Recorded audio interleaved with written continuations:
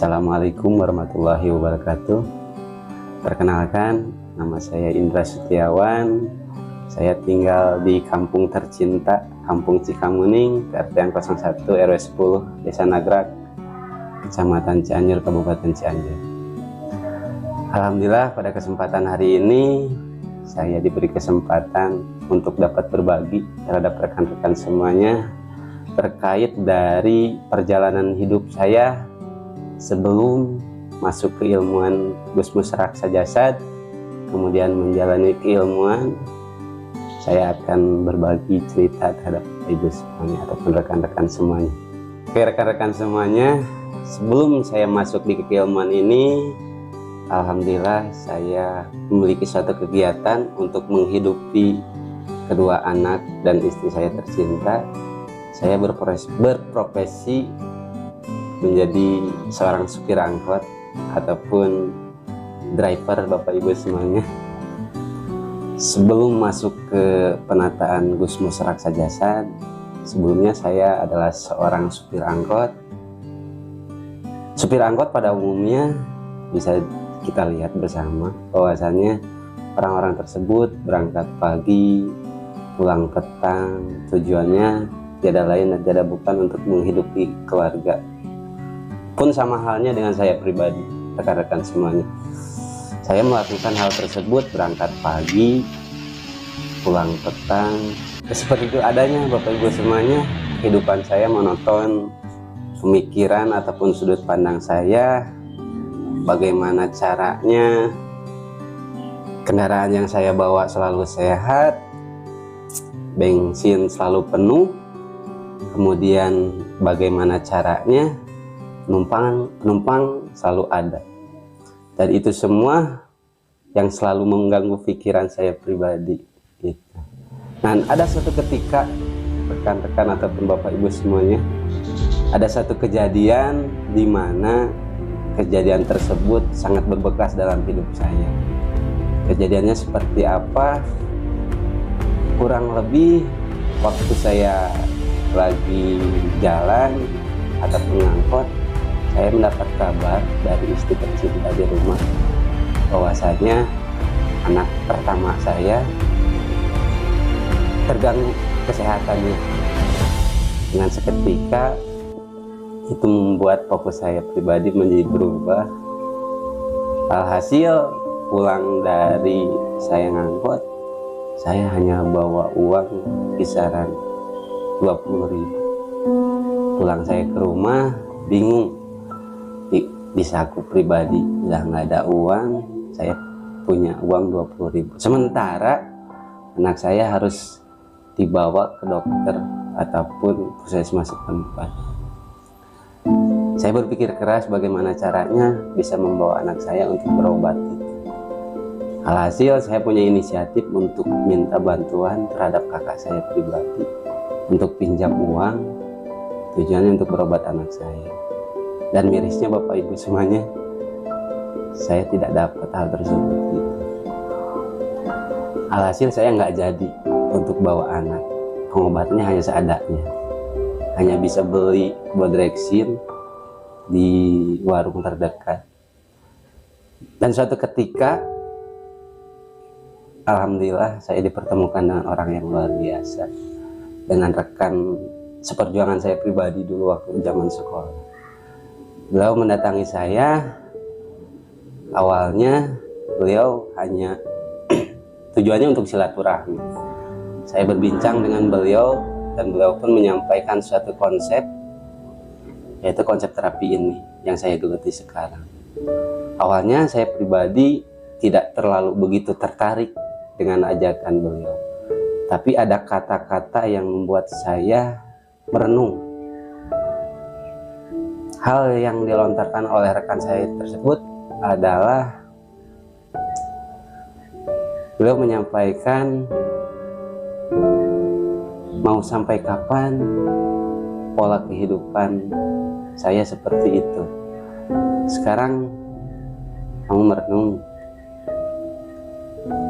Sekarang kamu udah mulai banyak permasalahan, entah itu terkait finansial, entah itu terkait kesehatan. Rekan saya menyampaikan akan jadi suatu kebanggaan nggak di saat anak kamu nanti sekolah, nak kerjaan bapak kamu apa? Dan hal tersebut yang melatar belakangi saya pribadi untuk gabung di keilmuan ini. Dan alhamdulillah saya bertemu dengan orang-orang yang luar biasa. Saya dipertemukan dengan guru-guru yang luar biasa pula. Saya dibimbing, saya diarahkan bagaimana caranya terapi yang betul, bagaimana cara saya menghadapi PJL, bagaimana cara dan sebagainya gitu. Saya diarahkan pada itu. Dan alhamdulillah banyak hal perubahan di dalam diri saya pribadi. Mulai dari finansial, pendapatan. Untuk saat ini kalau dibanding sama dulu sangat jauh. Dulu saya pengen uang 100.000, saya harus membantarkan waktu sangat luar biasa gitu. Saya berangkat pagi, pulang sore. Untuk mendapatkan uang 100.000 itu luar biasa perjuangannya. Tapi setelah saya masuk ke keilmuan ini, saya ditata 1 jam bisa dapat, malahan bisa lebih. Ada lagi yang lebih luar biasa perubahan di diri saya, bukan hanya bicara finansial, yaitu kepribadian saya banyak berubah, dimulai dari penampilan, bagaimana cara berbicara, bagaimana cara saya bergaul dengan orang. Banyaklah intinya, banyak perubahan terluar biasa dalam hidup saya. Seiring bertambahnya waktu, saya diarahkan oleh guru-guru yang luar biasa. Kemudian saya mengamalkan keilmuan ini terhadap setiap orang yang saya jumpai. Saya sosialisasi ke kampung si A, ke kampung B, ke kampung C, ke kampung D. Terus saya mengamalkan keilmuan ini lewat dari panduan guru-guru yang luar biasa yang ada di keilmuan. Dan alhamdulillah berkat guru-guru yang luar biasa tersebut, saya mulai bisa mewujudkan impian demi impian, mulai dari kendaraan, rumah, dan yang lain. Terkhusus guruku terluar biasa Eyang Sugi menyatakan bahwasannya A Indra di sini akan lebih cenderung banyak waktu ataupun loba waktu, loba duit.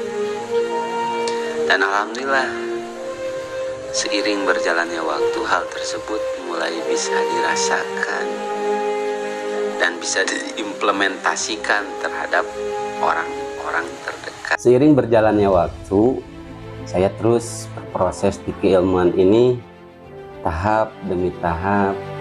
Saya mengikuti arahan dari keilmuan ataupun guru-guru saya. Dimulai dari KTA, kemudian uji kompetensi, kemudian level sekarang yang saya sudah tempuh level profesional. Dan itu tiada lain tiada bukan berkat dari bimbingan guru-guru yang luar biasa. Terutama guru saya yang paling luar biasa adalah Eyang Sugi.